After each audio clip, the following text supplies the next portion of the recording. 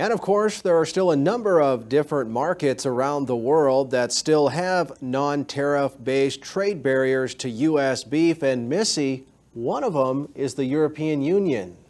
As the European Union has a hormone restriction that the United States meets that restriction with the non-hormone treated cattle program. And the European Union is a beef eating region and they want our product. And there has been a exponential growth in this marketplace over the past 10 years. There sure has. And another area, Kevin, that shows great promise for U.S. beef exports is Russia. Yeah, we're closed off to Russia right now for political reasons. Up until we got cut off 2 or 3 years ago, we were exporting almost $400 million worth of our product into Russia. So if we could get Russia reopened, as one example, that market could be $500 million up to $1 billion in the near future. I'd like to add that they want a lot of live cattle, and we actually can still ship live cattle to Russia. That window's been open still, and a lot of cattle have gone to Russia over the last few years, but that is a huge market.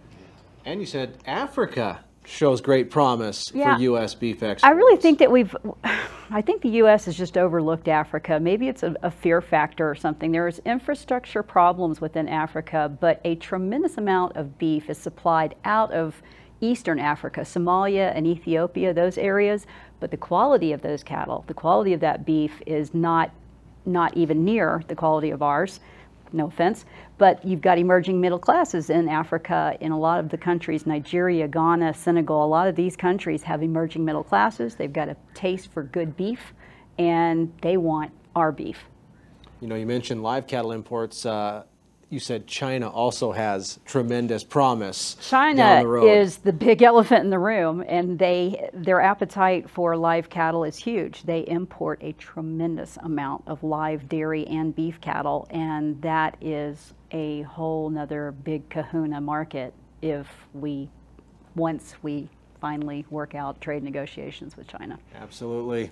Jack, any final thoughts, I guess, as we kind of talk about trade and hopefully getting the Trans-Pacific Partnership through Congress? Well, I think whether we're talking about countries within the TPP or whether it be the European Union or Russia, the biggest thing we have is that we've got a business here in the United States, and our model is built on the free market. If our industry has a chance to compete, that's all we're asking for, and we'll be able to supply the world with the highest quality, safest beef produced.